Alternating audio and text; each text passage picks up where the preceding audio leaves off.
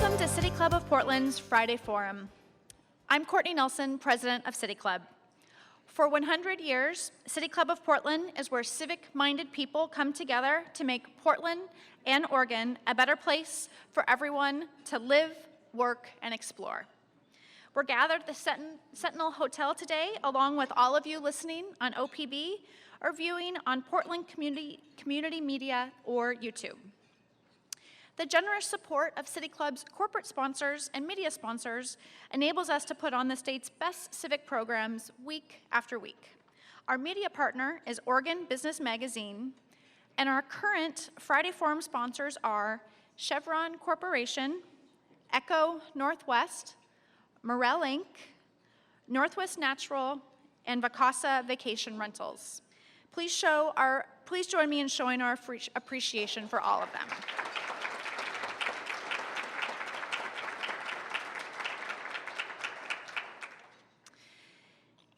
In the past week, the tragic circumstances surrounding the violence in Baton Rouge, Minneapolis, and Dallas have deeply affected all of us. As we collectively grapple with the circumstances surrounding these senseless acts of violence, I would like to ask us to take a moment of silence. Let us take this moment to remember the victims and demonstrate in our hearts the sentiments of love, compassion, and kindness for their families as we confront this defining issue of our time.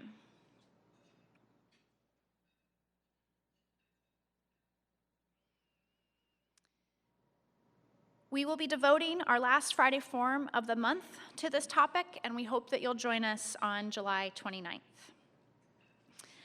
Moving on to today's program, our topic is When Oregon Got Politics Right, with legendary Oregon political reporter and TN news analyst Floyd McKay, author of Reporting the Oregon Story.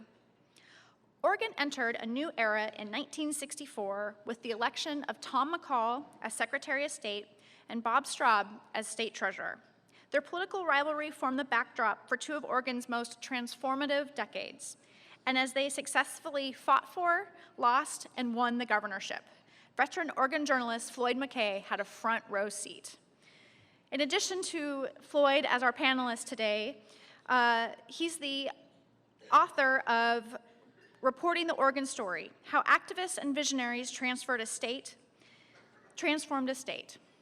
We also have with us Representative Lou Frederick of Oregon House District 43 and Representative Alissa Keny-Guyer of Oregon House District 46.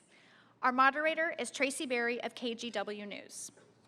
A little background on our panelists. Floyd McKay is a longtime Oregon and Northwest journalist and historian and the author of Reporting the Oregon Story, How Activists and Visionaries Transformed a State.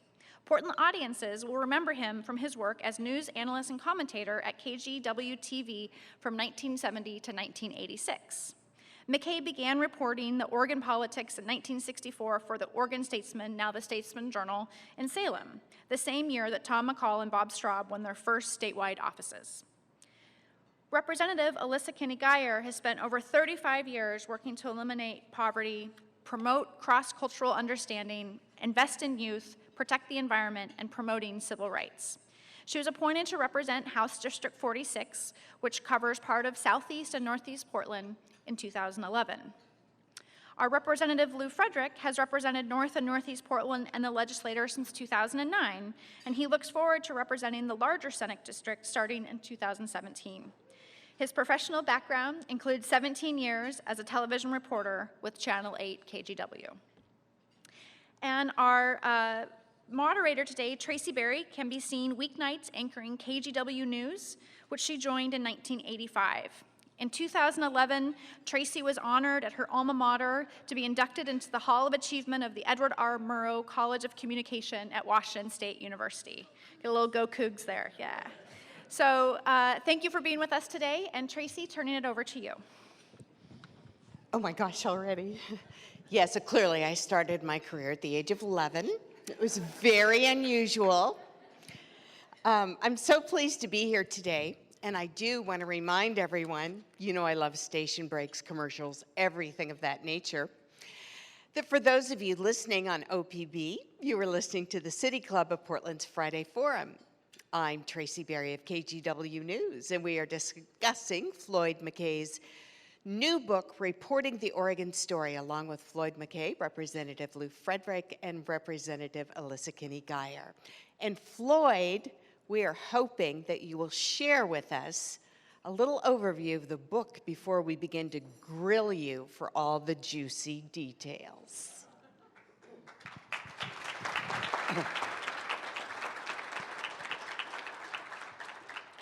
Thank you, Tracy. It's wonderful to see such a group of Portlanders here. It's been a long time since I've spoken to the Portland City Club. I'm glad to see you're now welcoming women members.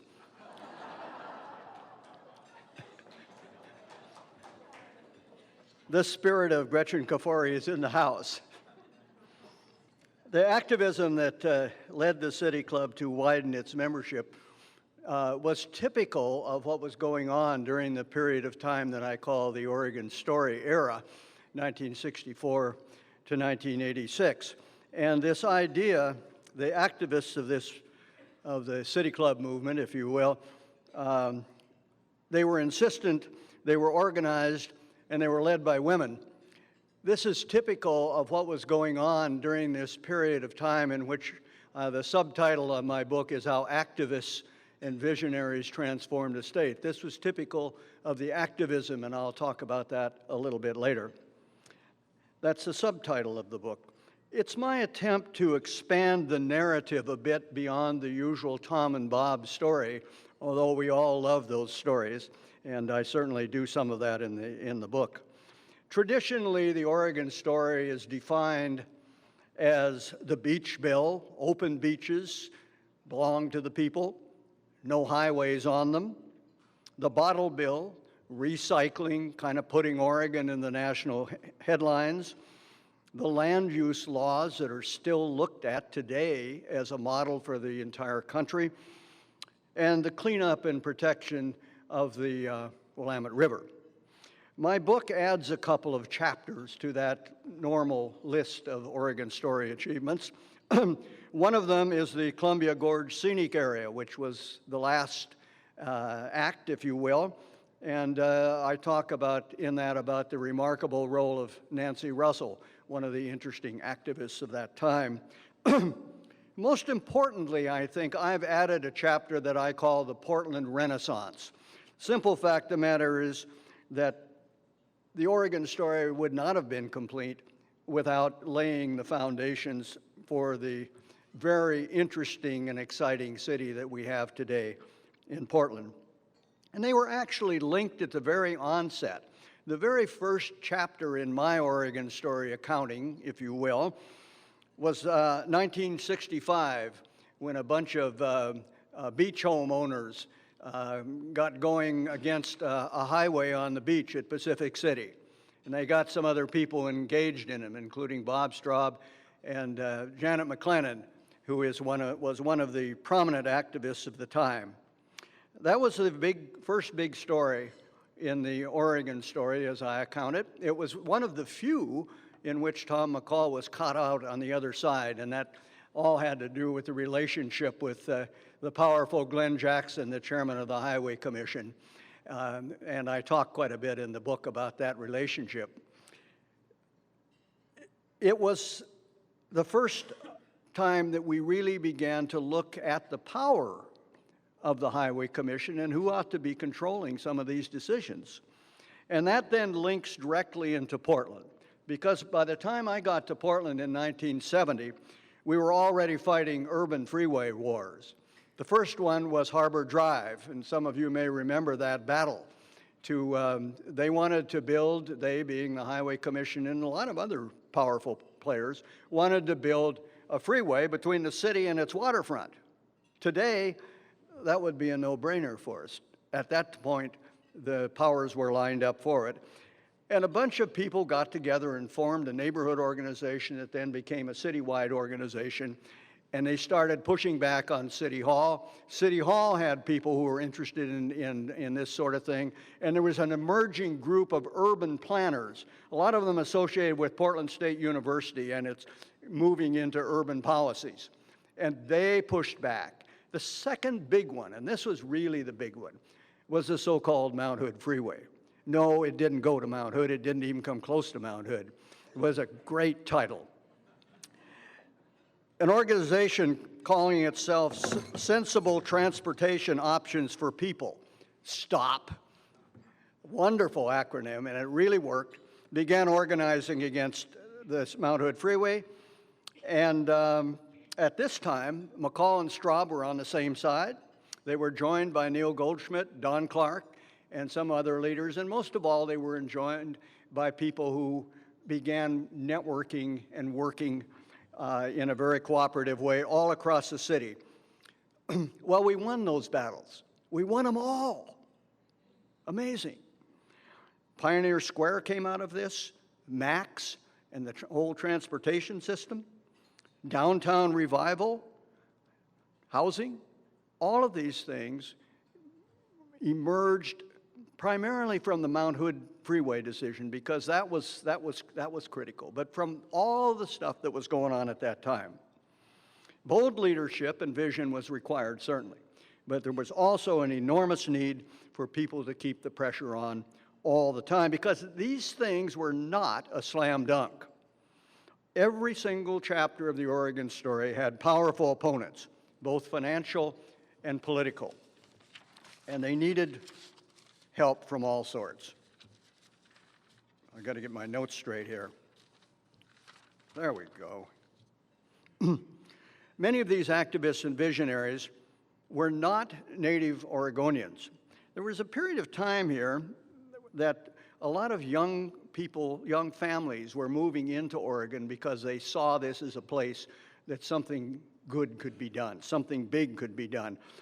You know, I have a hunch that this idea that people moving here sometimes are even better at preserving the things that we have than the people who've lived here a long time, because we have a tendency to take them for granted. I see that even in the town where we're now living, Bellingham, Washington. I note with some interest that my legislative friends here, Alissa and Lou, neither were born in Oregon, and not close enough. And I think there's a lot more of that going on. There was a core of Portland activists, particularly women that we later came to call trailing spouses.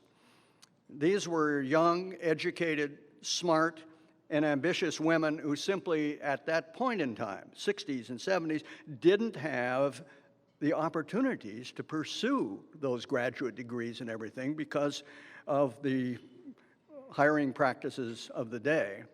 And they were deeply involved in these things. And they were a big part of what I call the activist part of it.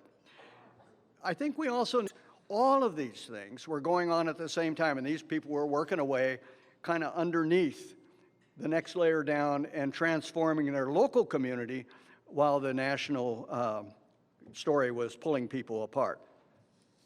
Well, the Oregon story was really built in 2 decades, 1 generation. Interestingly enough, it was built by people who knew the Depression and World War II, one or in some cases both. And one of the messages or one of the lessons that came out of growing up in that period of time and going through some of those experiences and knowing that people saw government as a force for good. After all, the New Deal had stopped the Depression. American forces had won World War II, and so they saw it as positive. But by 1980, many of these people were worn out, tired. The economy had gone a little soft, and they began turning away and taking for granted some of these things. Then we had the Reagan Revolution, in which in the first inaugural, the new president said, "Government is not the solution to our problem, government is the problem." Probably one of his most famous quotes. And in many ways, this epitomized almost the exact opposite of what we were doing in Oregon, because we had used government and governmental leaders to accomplish these community goals. There was an irony in this. One of the few environmental gains during the Reagan administration was the Columbia Gorge Scenic Area. And it was totally antithesis to the Reagan administration and to the president in particular. Ironically, it was accomplished largely through the leadership and intervention of that dying breed called liberal Republicans in the Northwest, Senators Mark Hatfield, Bob Packwood, and Dan Evans of Washington.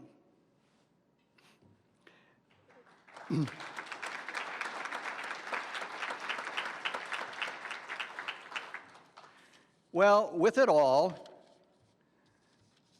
came the beginning of the great divide in our politics today. And there's a certain amount of difference between then and now, and I think it's important that we do remember this as we celebrate our heritage. 50 years ago, we dealt largely with the natural environment and with man-made change to the natural environment. The Oregon story, beaches, rivers, mountains, and trails, and saving that heritage from bad decisions, either given state. There was no bipartisanship to air pollution. There was no bipartisanship to no partisanship, excuse me, to running a freeway through a residential area. Republicans and Democrats lived side by side in those neighborhoods. They all breathed the same air. We all recognized that the Willamette River was beginning to smell. So we could work together to face common threats. Today's challenges, I think, and I would hope that my colleagues on the stage will talk about this more because they are better equipped to do so. Today's challenges involve social changes and transformations of a different nature. They're deeply embedded with race, gender, religion, immigration, and they're full of passion and they're full of anger. And it is much harder to negotiate a hot-button issue like that than the sort of things that we typically negotiated in the 60s and 70s. So I just leave you with those thoughts, and I'm looking forward to discussion with the others on the panel.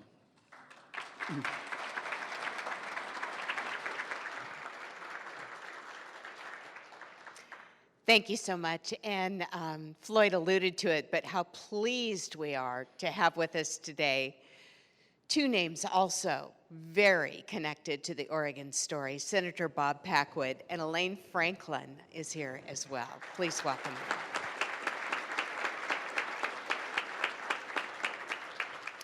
You may not know Elaine Franklin as well as the media does, but we didn't get to talk to Bob Packwood without going through Elaine Franklin.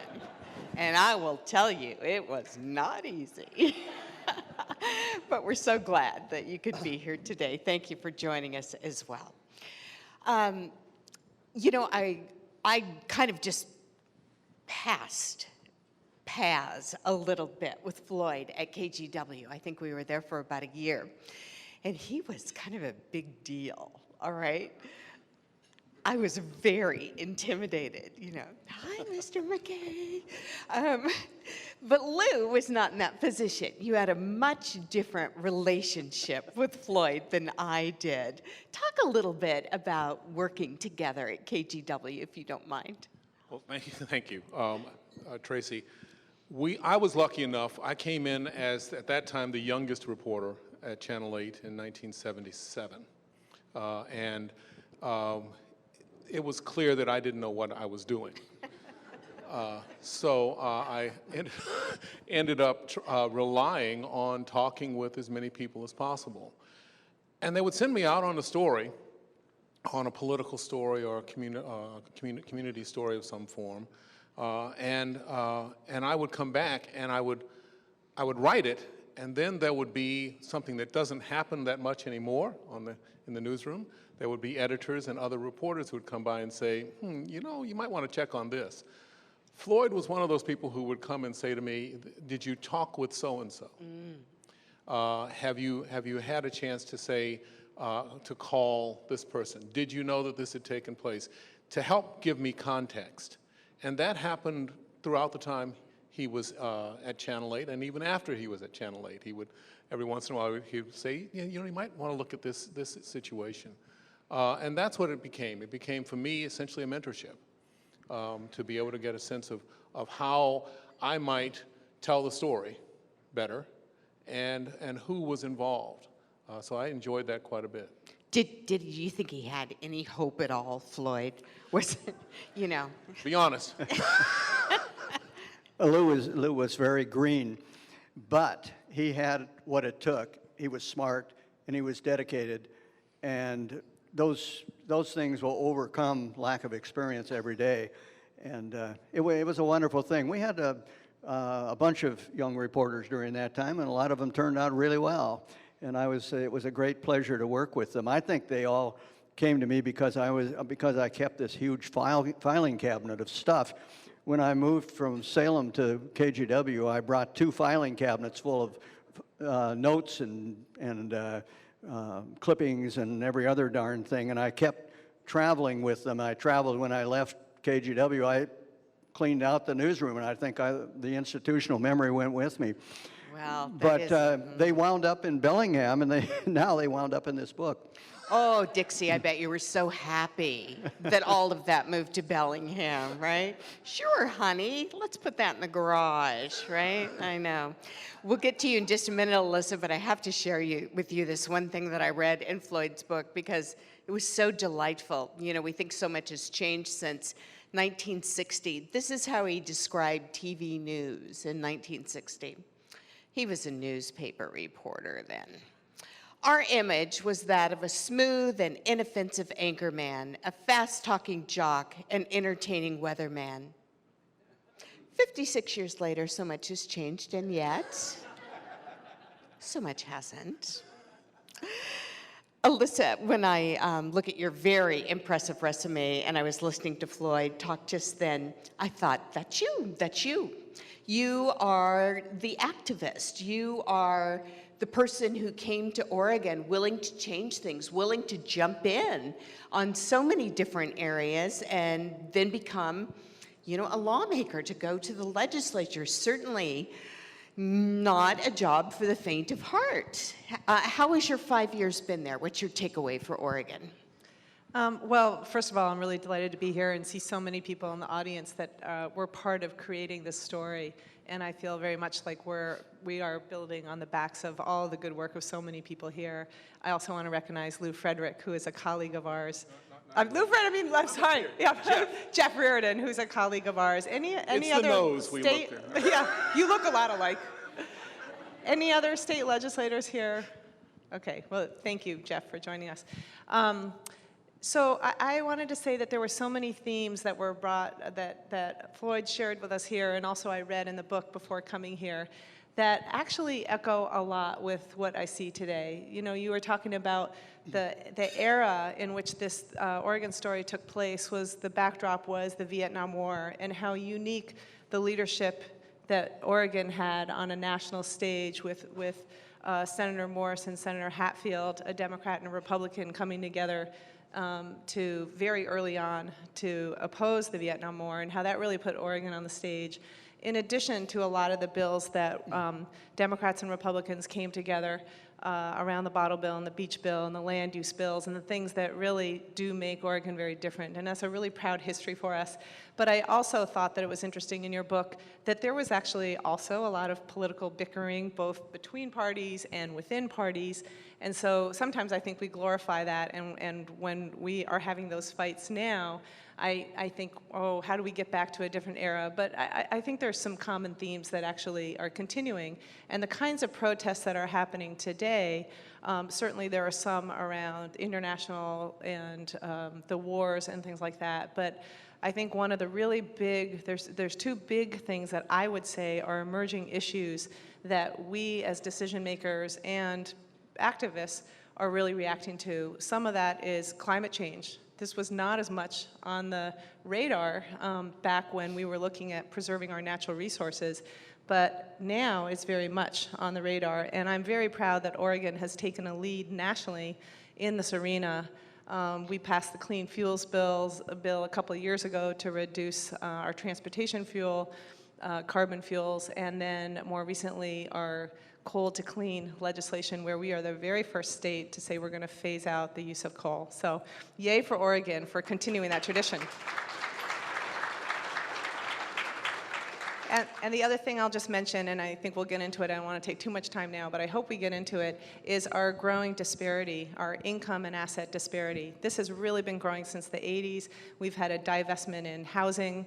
We've had from the federal government. We've had increasing gaps in home ownership has been reduced. Wages have not been able to keep up. And so that is another thing in which Oregon has really taken the lead on a number of fronts. One of the first states to pass a retirement security bill, a minimum wage bill, a bereavement bill, a paid sick leave bill. And the rest of the country is really looking at us as being very innovative and taking very strong steps to try to close these gaps. And these gaps, the economic and racial gaps that we have that are leading to the tragedies that we have seen recently in the news and that have been building and building and building, are things that, that we absolutely have to take care of, and I think Oregon is taking a lead. I just want to remind the folks listening on OPB that you're listening to the City Club of Portland's Friday Forum. I'm Tracy Berry of KGW News. We're discussing Floyd McKay's new book, Reporting the Oregon Story, along with Floyd McKay, Representative Lou Frederick, and Representative Alissa Keny-Guyer. Alissa, you touched on something, because I, too, thought that the good old days, everybody was nice to each other, and then I read the book. Oh, my.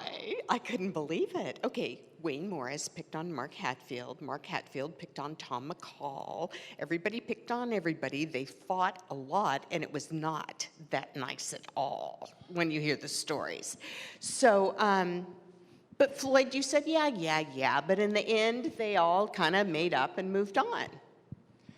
People were able to talk to their opponents in those days, in part because there was not a strong party, what the national politicians would call a party whip business, where people were required by their party affiliation to vote a certain way, whether they liked it or not, and that's what we see going on in Congress right now. We did not have that type of system in the Oregon legislature, although the parties were at equality during most of this period of time.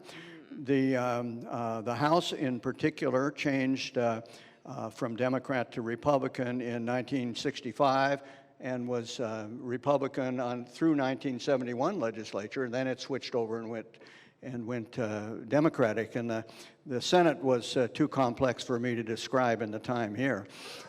But people were able to work with each other in a bipartisan way.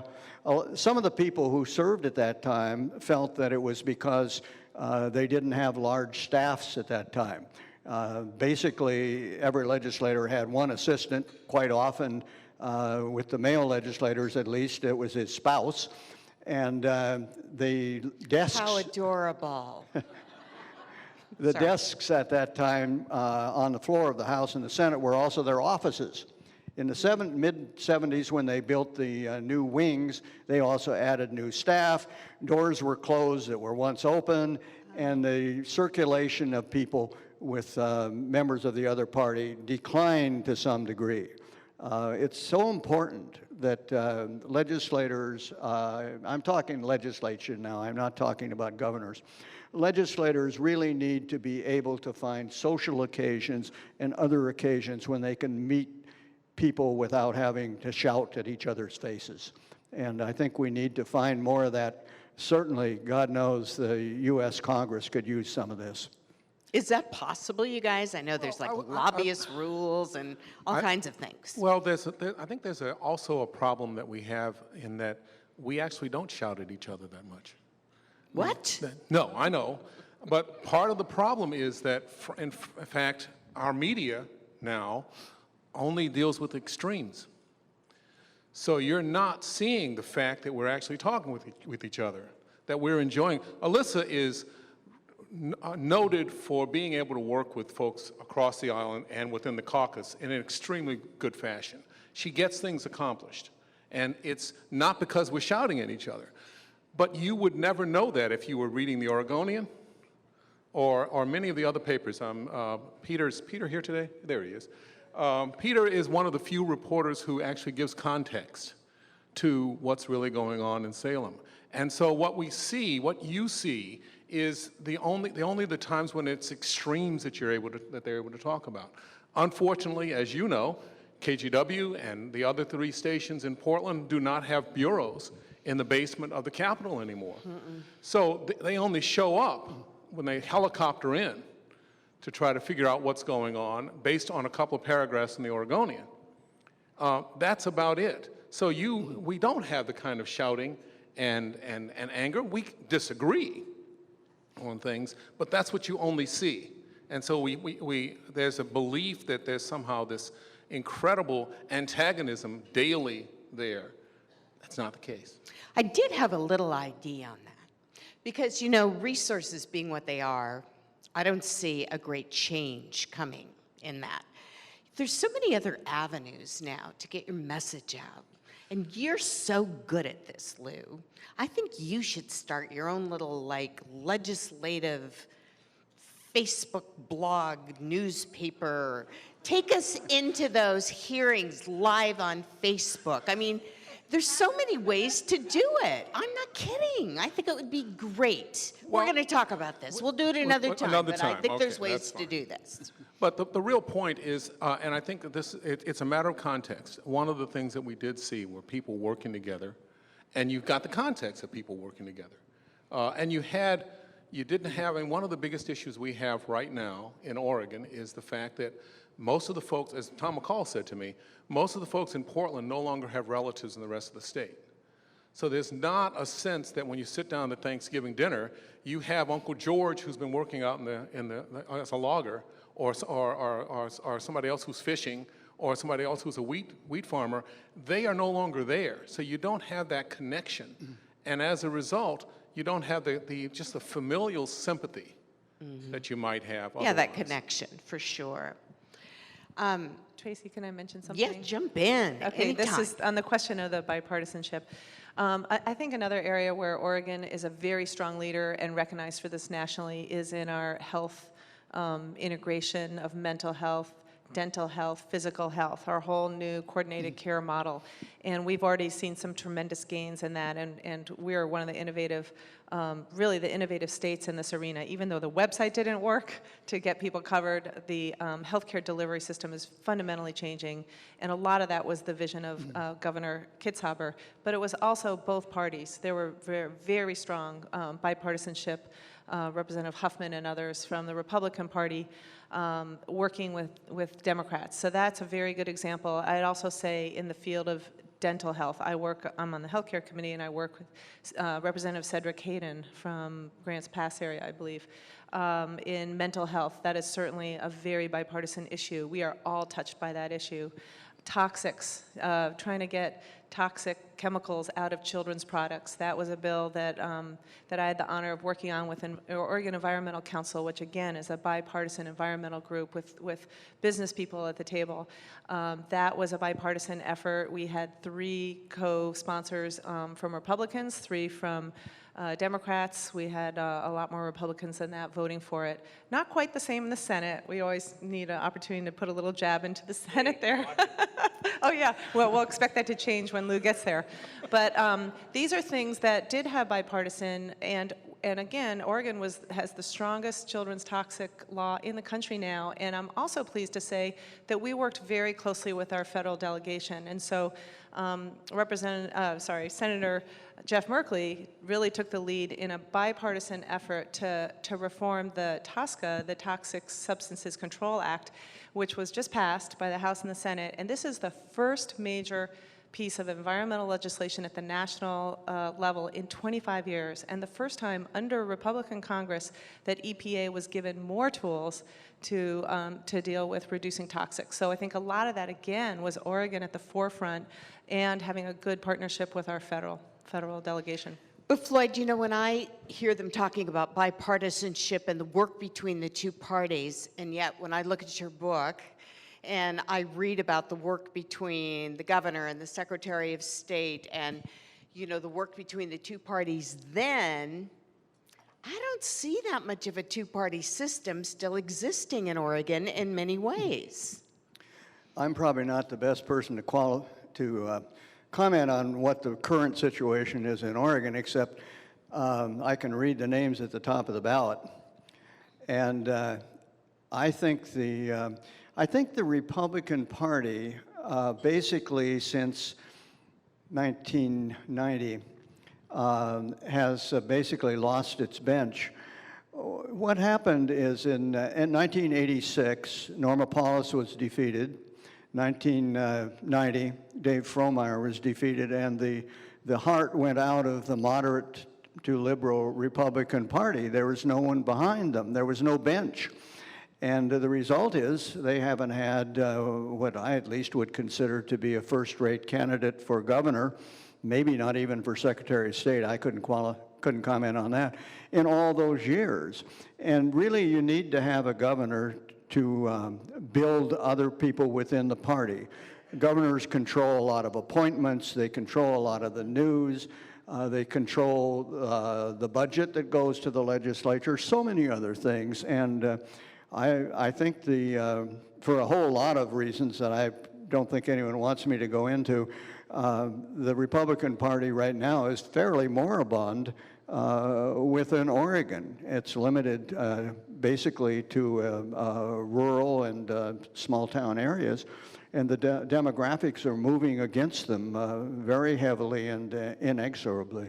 But it's not good for the state, I don't think, not to have that conversation, not to have that variety. It's always good to have two strong parties. One of the reasons things worked during the Oregon Story period is because we did have two strong parties, and that in turn led to, I believe, better legislative candidates.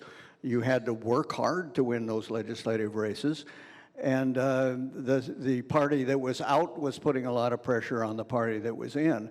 I think one-party control of the state is never a great idea, regardless of which party it is. But that's the way it is. And besides, when the governor doesn't have anyone threatening them at all, they won't talk to the media. Just saying. Just saying, we can't get an interview at all. I don't think it'd probably be a good idea for me to even try to talk about being challenged at this particular point. My race is, I'm officially gotten the Republican nomination as well as the Democratic nomination, as well as the Working Families Party, I hope, and the Independent Party. So. And Lou, I know you will try to represent them all well. I've been trying to do that. I've been trying to do that. They haven't let me into the Republican caucus lately, but that's another story.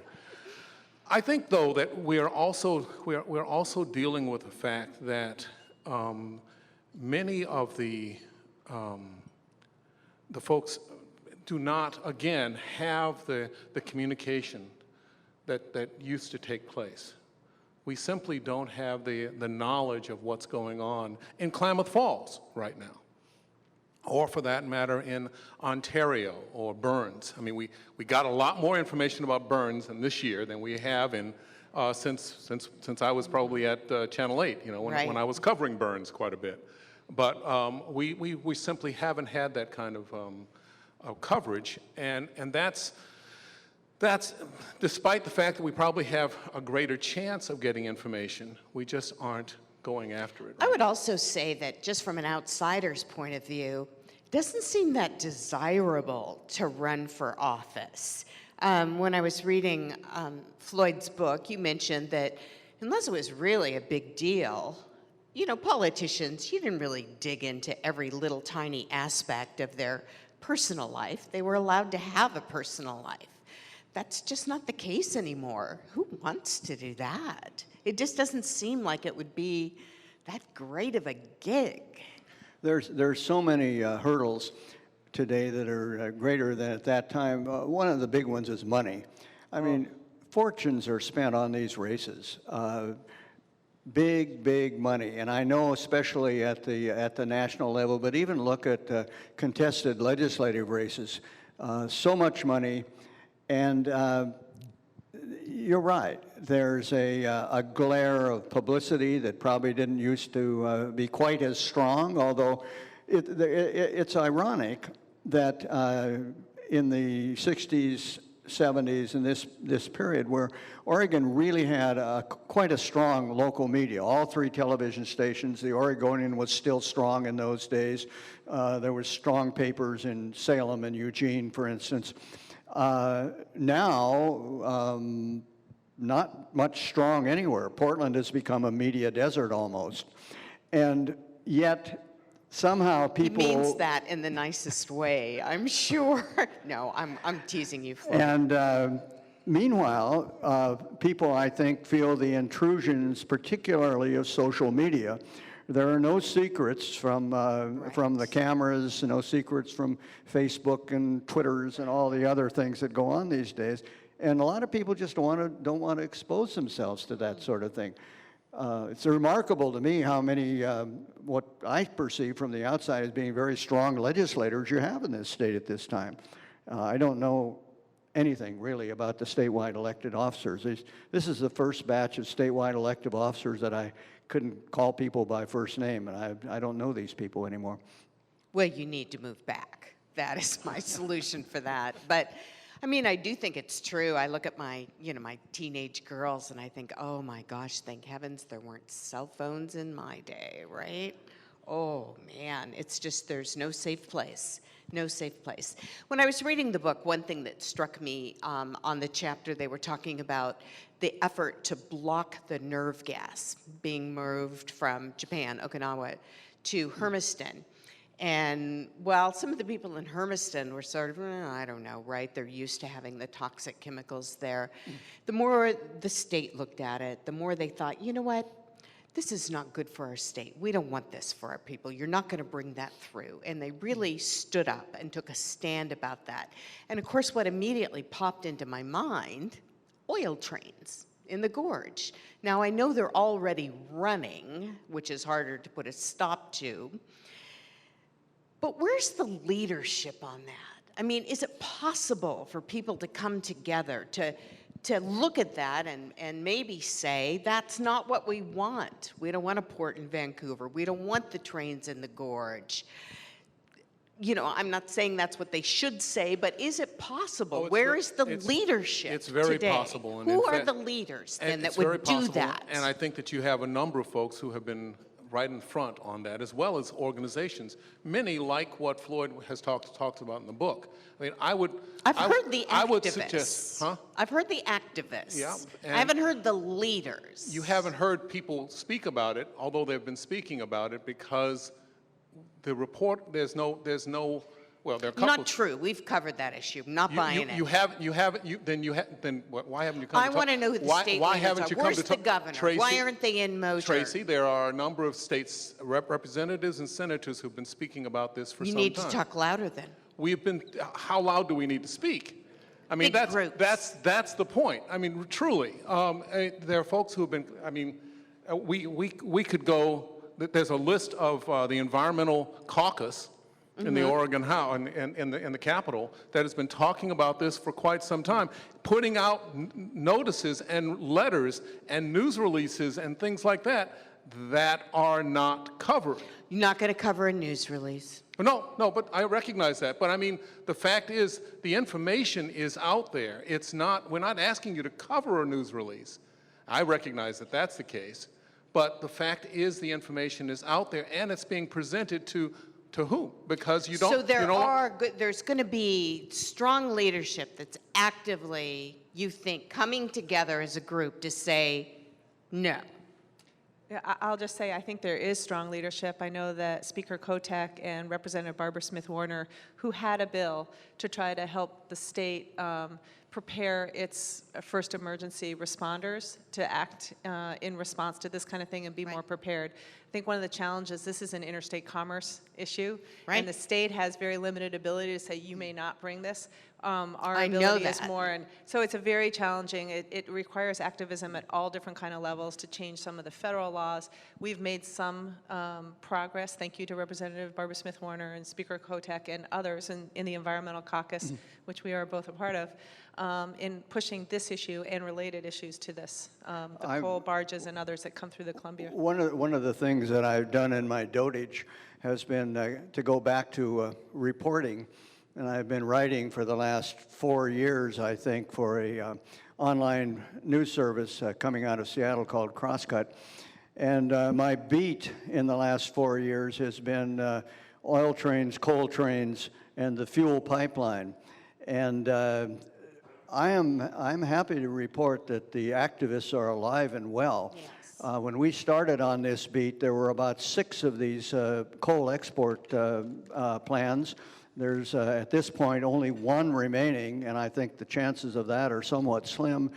Basically, they've been shut down or cut back by citizen activists of the same type that kept the highways off the beaches, killed the Mount Hood Freeway, and so forth. So I think among the younger generation, the millenniums and the Gen Xers, if you will, there's an enormous interest. A lot of these people this year were feeling the burn, and I just hope that they don't flame out feeling the burn, and that they stick around and get into some of these things. But I think there's a very strong activist movement. And it got a lot of coverage, and it eventually accomplished what they wanted to accomplish, which I think in the long run is important to climate change. And I see the note saying Q&A. It is. We're going to transition now. We're going to open the floor to questions. As a reminder, asking a question at the Friday Forum microphone is a benefit of City Club membership. If you are not a member, though, please write your question on an index card. Hold it up so that the City Club staff can collect it, and we'll try to get in some of those questions as well. And please ask a question. Don't make a statement. I don't know if you've seen me moderate any debates, but you know I'm mean.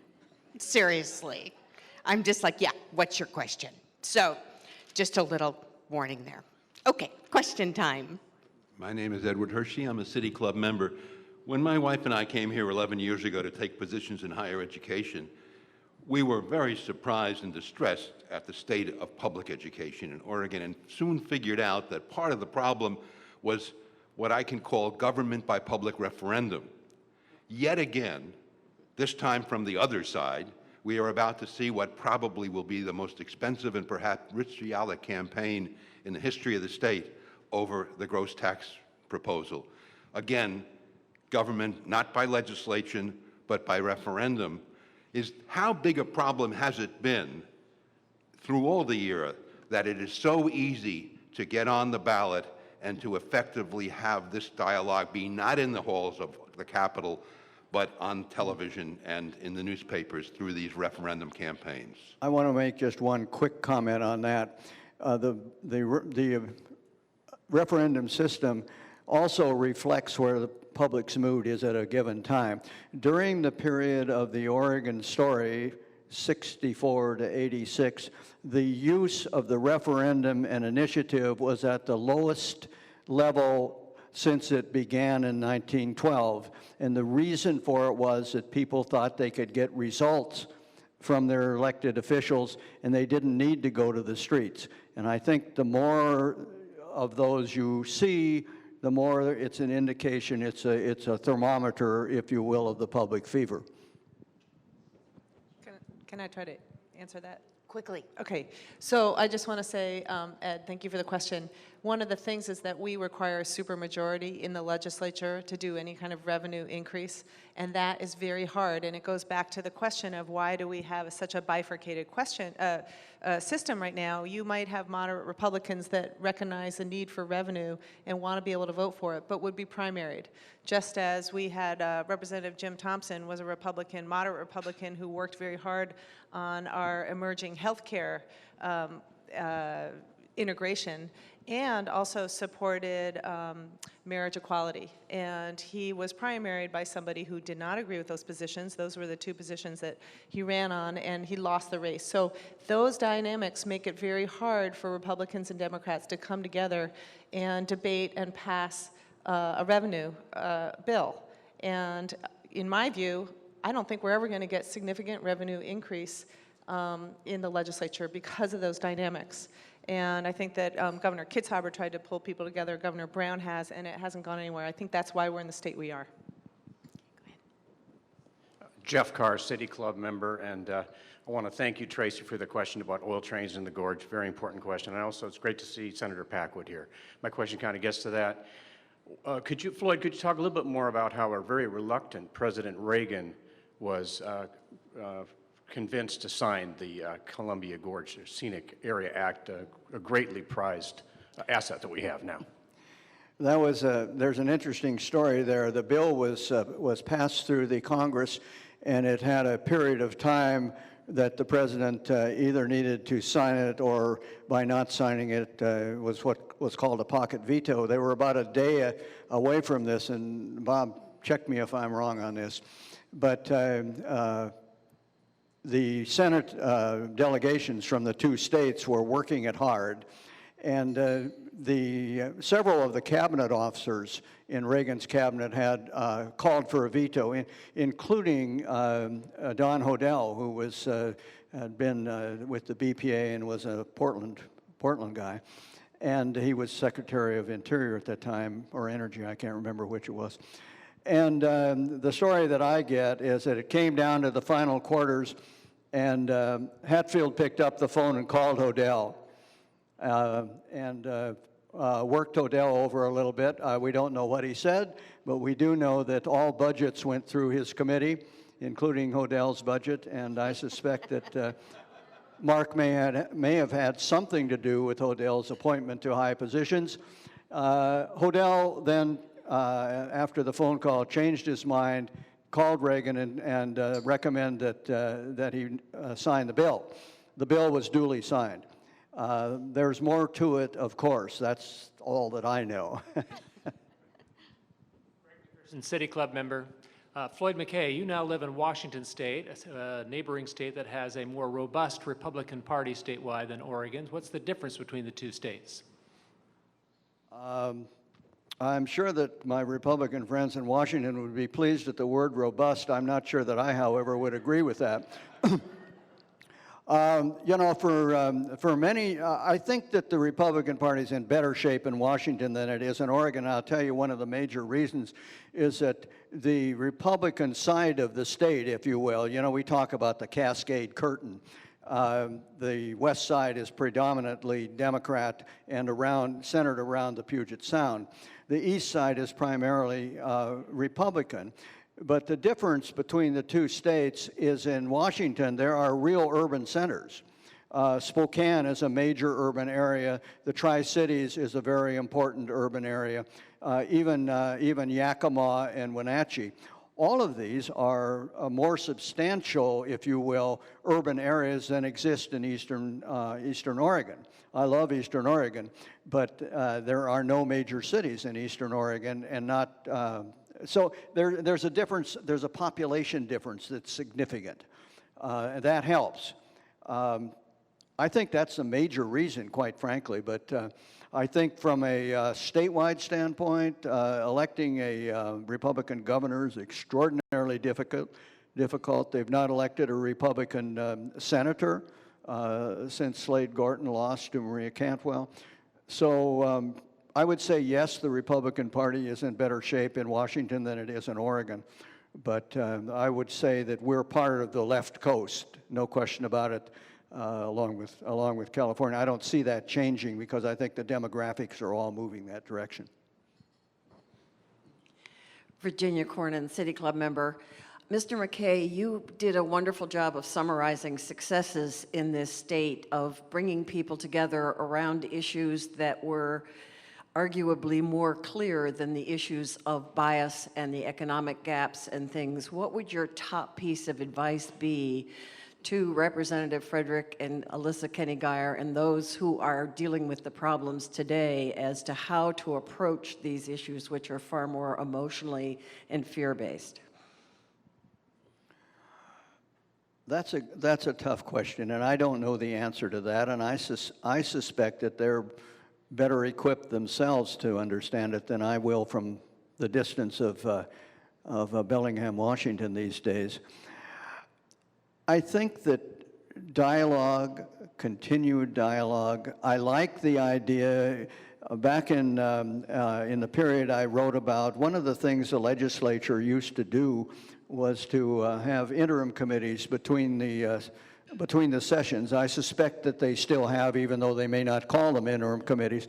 One of the things these committees would do would be to travel around the state and get an idea of what was going on in the rest of the part of the states. Well, the side benefit of that was that the members of the committee, Republicans and Democrats together, would find themselves housed together, eating together, drinking together, talking to local people together, and they got a better feel for the humanity of their colleagues. I don't know whether they still do that or not. I recommend almost anything that gets people off the legislative floor and working together and just learning about the humanity of each other. I've always found that almost every Oregon politician I ever dealt with was a very interesting person and people of integrity. But you had to get them in a situation where they weren't arguing a partisan view before you found these things out. Well, one of the things that I've been very lucky about is because of Channel 8 is that we actually covered the rest of the state at one time. And so I got to all 36 counties. And since that time, I've been able to, as a legislator, I've managed to do a couple of tours of Eastern Oregon and go and sit down with the forest fire folks down in Southern Oregon and on the coast as well. So it's something that we all recognize. We do have committees. They don't necessarily tour as much as they used to, but the Ways and Means Committee does get out there, and you do get to have dinner and sit down and talk with folks. I just want to add that I think that our relationships are a lot better than people might think they are. In the Oregon legislature, I think we do have good relationships. We do work across the aisle.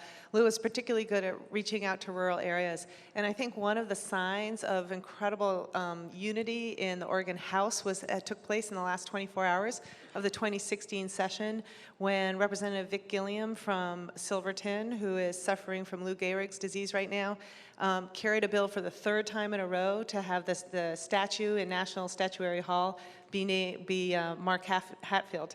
And he had worked for him. And he ended up with, I think, 55 votes, very bipartisan support in the House. And even those that voted against it got up and said, well, they had promised they would vote against it to their constituents, but he's such a great guy. And, it was really, really good feeling. And we actually all went and did an Occupy the Senate because the Senate wasn't moving the bill.